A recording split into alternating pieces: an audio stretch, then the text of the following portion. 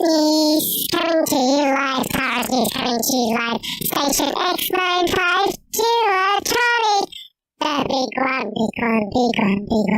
Afternoon, Pete. This is Tara, and we're going to do a recording this afternoon because, I've been busy dealing with a friend's funeral arrangements today, which is on tomorrow, and the Angry Aussie live stream is on at 8 p.m. Australian Eastern Standard Time on you. So I'm looking forward to catching up with all the regulars and Bearings fans. You're still welcome.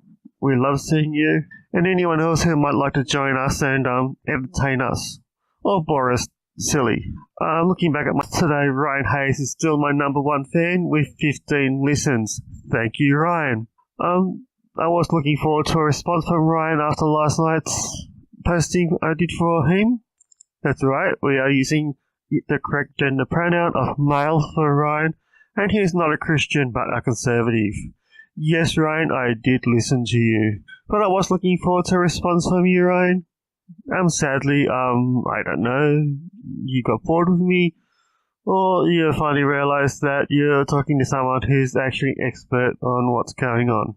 Either way, Ryan, you sound like an awesome person, and I hope to hear from you soon. Moving right along, there's been a lot of stuff from the Australian Christian lobby, and before we get into that, I've just done a little promo to show my love for the Australian Christian lobby. It's a little bit long, so I won't play it every time, but for today, here it goes.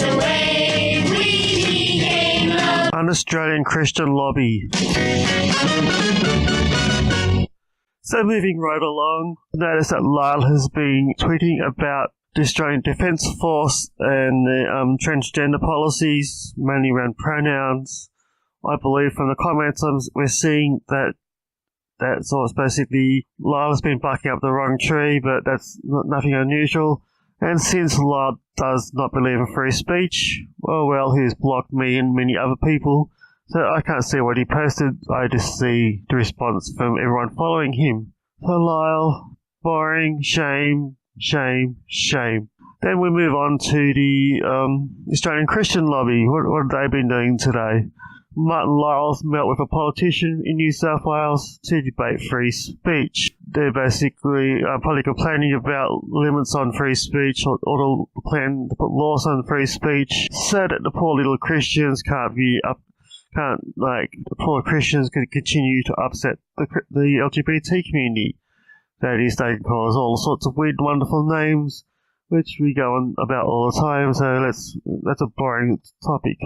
Seriously, Christians, if you can't get the message across without being offensive, then just give up. So in the next, or last thing for today, we're going to look at racism. So I believe I heard on the news this morning that international students were stopped in their car by a group of thugs, we probably say they're Australian, and they were basically assaulted. So I've gone to the news, and there's a thing in the Newcastle Herald that Jesmond and Shortland have been named as no-go areas for international students studying at the University of Newcastle. A 12-month study of assaults indicates a significantly higher rate of assault in those areas. Seriously, I'm going to blame this on the conservatives. Seriously, conservatives, and we'll also throw the Christians under the bus as well. You've all been driving up any racial issues. I know you've been doing the same with the transgender community, the gay community. That is, you bring the public's attention to an issue that does not exist. So it would be nice if the Christian conservatives actually shut up for what's in their life, and then all these issues would probably die down. But that's too hard for Christians because they believe they preach in God's word. Well, seriously, bring us proof of your God's word, because no one has so far.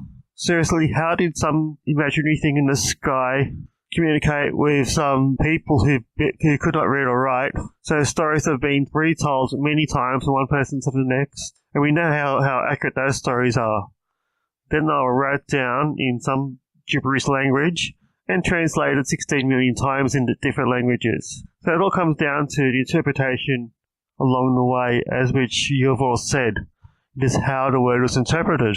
And given that it's been interpreted many times over history, from one version to the next, how much of that's actually true now? How much of it was true originally? And we're getting from your little Christian little thugs that the word of the Bible is basically the law.